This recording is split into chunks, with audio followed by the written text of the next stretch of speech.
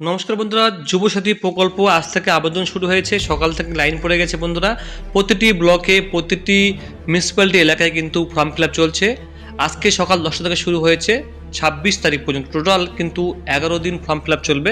প্রথম দিনে একটু ভিড় হয়, তবে আজকে বিভিন্ন জেলায় শিবরাত্রির কারণে কিছু কিছু ভিড় কম ছিল। আমিও গিয়েছিলাম, আমি ওই ফর্মটা ফিল আপ করে জমা করে আসলাম বন্ধুরা, এবং আমাকে রিসিপ্টটা দিয়ে দিল।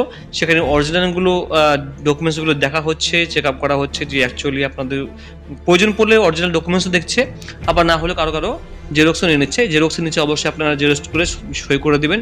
6টা থেকে 5টা ডকুমেন্টস আপনাকে জমা করতে হবে। যুবসাথী প্রকল্প অনলাইনেও আবেদন শুরু হচ্ছে বন্ধুরা, ভালো খবর। আবেদন করা যাবে অনলাইনে। রবিবার থেকে রাজ্য জুড়ে শুরু হচ্ছে মমতা বন্দ্যোপাধ্যায় সরকারের নতুন কর্মসূচি স্বনির্ভর বাংলা। এই কর্মসূচির মাধ্যমে প্রতিটি বিধানসভা কেন্দ্রে বিশেষ শিবির করে জমা দেওয়া যাবে যুবসাথী, লক্ষ্মীর ভাণ্ডার, ক্ষেত মজুদের জন্য আর্থিক সহায়তা প্রকল্পের আবেদনপত্র। বিশেষ করে আমাদের যেটা লক্ষ্য সেটা যুবসাথী। এবার দেখুন এখানে কি বলা হয়েছে। রবিবার থেকে রাজ্য জুড়ে শুরু হচ্ছে মমতা বন্দ্যোপাধ্যায় সরকারের, মানে আজ থেকে যেটা শুরু হয়েছে, সেই সঙ্গে সরকারি ক্ষুদ্র সেচের কিন্তু কর্মকর্তাও করা হয়েছে। এবার দেখুন, যুবসাথী অন্যান্য প্রকল্পের ফর্ম বিলি বা জমা করার জন্য টাকা নিয়ে যে জিরো ব্যালেন্স নীতি অবলম্বন করা হয়েছিল, সেটার বিরুদ্ধে কড়া পদক্ষেপ নিয়েছে নবান্ন। এটা আমাদের কথা না, আমাদের অন্যান্য বিষয়ে মেন আমাদের টার্গেট হচ্ছে যুবসাথী।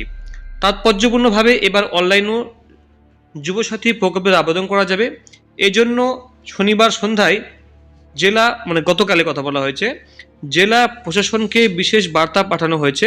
সেখানে নবান্ন বলেছে আগ্রহীরা এখানে দেখুন sports&youth.wb.gov.in/wb-youth-services বা apas.wb.gov.in এই সাইটটি বন্ধুরা অবশ্যই আপনারা স্ক্রিনশট নিয়ে নেবেন বা আপনারা লিখে নিন। এখানে এই পোর্টালের মাধ্যমে শীঘ্রই অনলাইনে আবেদন করতে পারবেন। এখন তো অফলাইনে হচ্ছে, ফর্ম ফিল আপ করে জমা হচ্ছে, কিন্তু খুব শীঘ্রই আপনারা কিন্তু অনলাইনে আবেদন করতে পারবেন। 15 থেকে 26 ফেব্রুয়ারি চলবে এই শিবির। এই নিয়ে শনিবার কিন্তু বৈঠকও হয়েছে। স্বনির্ভর বাংলা নামে একটি পোর্টাল চালু করা হয়েছে। সেখানে এক ক্লিকে জেনে নেওয়া যাচ্ছে কোথায় কোন বিধানসভা এলাকায় আপনাদের কিন্তু ফর্ম ফিল আপ চলছে, যেটা আপনাদেরকে আমি একটু পরে দেখাচ্ছি। এবার দেখুন, এটা বলা হয়েছে এই জায়গাটায়, যুবসাথী প্রকল্প চালুর মূল কারণ হলো যুবক যুবতীদের চাকরি, পরীক্ষা বা স্বনির্ভরতার জন্য প্রস্তুতি চালিয়ে যাওয়ার জন্য সহায়তা করা হচ্ছে। সারা জীবন বেকার বসে থেকে ভাতা নিয়ে যাওয়ার জন্য নয়। সেই কারণে এই শিবিরকে স্বনির্ভর বাংলা বলা হচ্ছে। ঠিক আছে, 3টি প্রকল্পের জন্য এইসব আবেদন চলছে বন্ধুরা। আপনারা কিন্তু আবেদন করতে পারেন। কী কী ডকুমেন্ট লাগছে বন্ধুরা? সদ্য তোলা পাসপোর্ট সাইজের ফটো, স্বাক্ষর সহ, মানে ছবির উপর সই করতে হবে। মাধ্যমিকের marksheet, certificate, voter card, admit card এবং ব্যাংকের পাসবইয়ের প্রথম পাতার জেরক্স।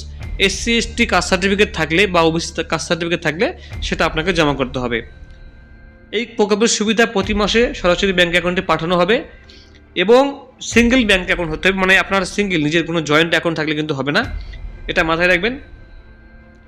তো বন্ধুরা, এই ছিল আপডেট। খুবই তাড়াতাড়ি অনলাইনে শুরু হয়ে যাবে। যখনই অনলাইনে ফর্ম ফিল আপ শুরু হয়ে যাবে আপনাদেরকে আমি জানিয়ে দেবো। এটা হলো সেই পোর্টাল বন্ধুরা, apas.gov.in। এই সাইটটা আপনার খুলবে বন্ধুরা, এটা মন্দির দেখে নিন। এরপরে আপনি একটু উপরে এগিয়ে যাবেন, যার পরে এখানে দেখুন লেখা রয়েছে ফাইন্ড ইউর ক্যাম্প। এখানে ক্লিক করে বন্ধুরা, তার নিচে দেখুন লেখা আছে, এখানে দেখুন স্পষ্ট করে এই জায়গায় দেখুন লেখা আছে আপনি কী কী ডকুমেন্ট নিয়ে যাবেন। ক্যাম্পে আসার সময় অনুগ্রহ করে আধার কার্ড, ব্যাংকের পাসবইয়ের প্রথম পাতা, মাধ্যমিক বা সমতুল্য পরীক্ষার অ্যাডমিট কার্ড ও মার্কশিটের জেরক্স এবং 2 কপি পাসপোর্ট সাইজের ফটো আপনাকে দিতে হবে। সঙ্গে আপনি কোনো প্রশ্ন থাকলে আপনি এই টোল ফ্রি নাম্বারে কল করে জানতে পারবেন, যে আপনার কোনো সমস্যা থাকলে, কোনো অসুবিধা থাকলে আপনি এখান থেকে সমাধান করতে পারবেন। পাশাপাশি এখানে দেখুন ফাইন্ড ইউর ক্যাম্পে আপনি ক্লিক করলেই আপনার জেলার, আপনি ব্লকে বা মিউনিসিপ্যালিটি বাড়ি কিনা, এখান থেকে আপনি ডিস্ট্রিক্ট সিলেক্ট করবেন। সিলেক্ট করার পরে আপনার ডিস্ট্রিক্ট কোনটা বাড়ি আপনি সিলেক্ট করবেন বন্ধুরা। সিলেক্ট করার পরে আপনি এখান থেকে আপনার বিধানসভা কোনটা, সেই বিধানসভা আপনি এখান থেকে সিলেক্ট করে দেবেন। এরপর আপনি এখানে আপনাদের যে এলাকা, সেই এলাকাটা আপনি বন্ধুরা দেখতে পাবেন। যেমন আমি এখানে গঙ্গারামপুর দিলাম, ধরতে গেলে গঙ্গারামপুরে কোথায় আপনার হবে সেটা আপনি এখান থেকে বন্ধুরা খুবই সহজে বন্ধুরা আপনারা এখান থেকে দেখে নিতে পারবেন। ঠিক আছে, কোনো সমস্যা আপনার হবে না। যেখানে যেখানে আপনার এলাকা হবে সেখানে সেখানে আপনি এখান থেকে খুব সহজে বন্ধুরা দেখতে পারবেন। ঠিক আছে, তো বন্ধুরা এই ছিল আপডেট। কোনো কোশ্চেন থাকলে অবশ্যই জানাবেন।